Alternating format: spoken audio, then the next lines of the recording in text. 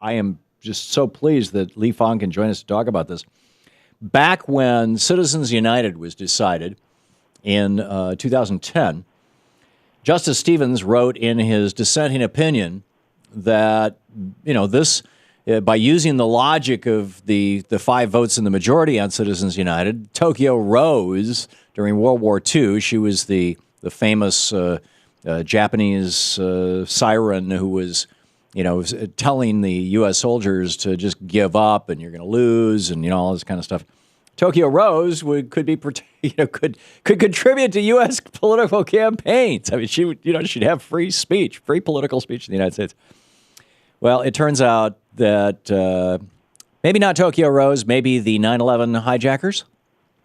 I think 17 of them were Saudis, as I recall. Lee Fang would know. Lee Fang, literally one of the best investigative journalists working in this country right now, contributing writer to The Nation magazine, thenation.com. He's got a new article called Saudi-Led Oil Lobby Group Financed 2012 Dark Money Attack Ads. Lee, welcome back to the program.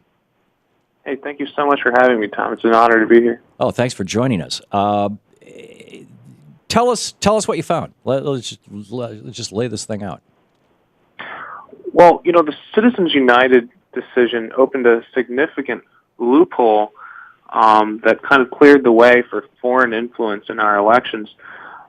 Essentially, by taking away the rules that forced donations to political campaigns to come from individuals, instead allowing artificial creations of the law, corporations, either for-profit or non-profit, to spend unlimited amounts, that leaves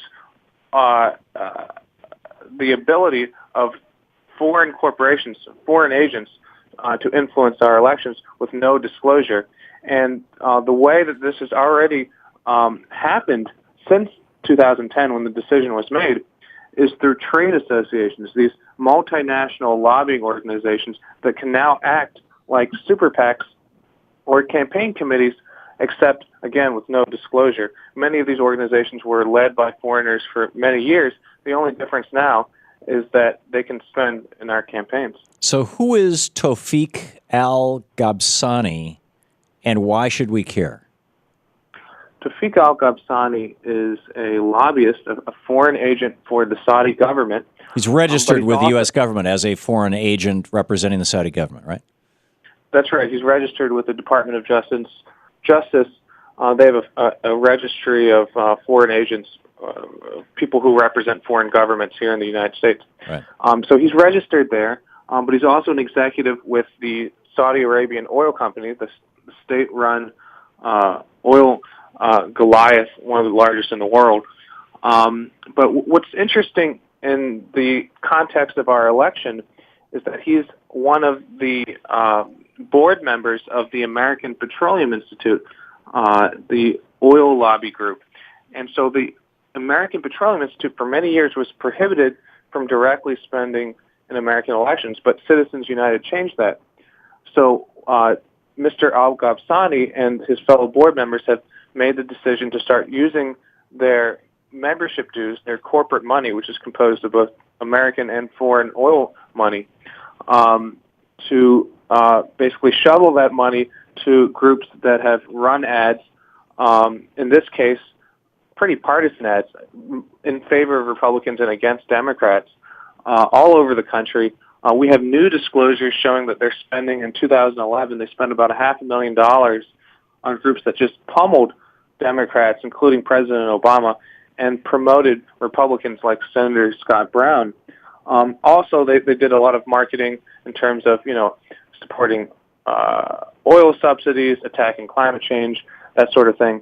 But what's really a big marked shift that didn't happen before is that now that they can give really unlimited sums to groups that are engaging in very partisan electioneering activity. So an official agent of the government that has historically, for example, published textbooks and sent them all around the world saying that Jews make holiday meal foods out of the blood of Arab children, I mean, this is literally, the Saudi government has subsidized this kind of thing. The country that sent us, was it 14 or 17 of the 9/11 hijackers? Do you remember the number, Lee? I don't have the number on hand. Yeah, but anyhow, the majority of the 9/11 hijackers, Saudi Arabia, which is theoretically an ally of ours, but it's a brutal dictatorship. It's a kingdom. This country, or an agent of this country, is taking this country and the Saudi royal family's money and using it to buy our politicians to promote, to promote and some politicians in the United States and damage, discredit, or trash others. Am I saying that bluntly enough? The Saudi government has gone on record that they'd like to play a role in some of our legislative and policy debates. I mean, just You're kidding. 2 years ago, their representative at Copenhagen said we'd like to derail the climate change laws that President Obama tried to enact. I mean, there are obvious implications here. And again, this exact agent of the Saudi government is playing a big role because the American Petroleum Institute, they've had the largest sway over our climate and energy laws out of any other lobby group. Now, when Citizens United was passed, and President Obama famously called it out in his State of the Union address, and Judge Sam Alito mouthed the words "not so" or something. It wasn't "you lie." that was the other guy. Not true. Not true. Yeah, thank you. And there were a number of people on the right and the hard right, and who were. I had them on this program and on my TV program, who said, there's no possibility that foreign countries are going to be, funding our elections. So, you're not going to see that happen. That would bring discredit to the candidates. They wouldn't want that to happen.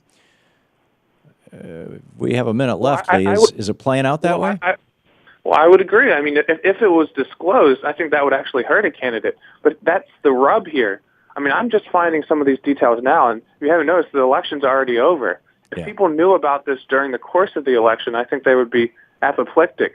But that's the nature of our campaigns now. It's all secret money. It's all undisclosed.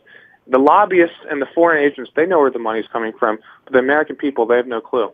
Yeah. And somehow I'm guessing, given that the second largest stockholder of Fox News, of News Corp, is a Saudi prince, they're not going to be covering this story. No. Yeah. So this is quite remarkable. Although it could just as easily have been China or Vietnam or Mexico or Colombia or Canada. I mean, absolutely. That's the loophole. Yeah, amazing. Lee Fang doing brilliant writing for The Nation magazine, thenation.com. Check out his new piece, Saudi-led oil lobby group financed 2012 dark money attack ads. We'll have a link over at Thom Hartmann as well. Lee, thanks for being with us today. Tom. Thank you so much. Great talking to you.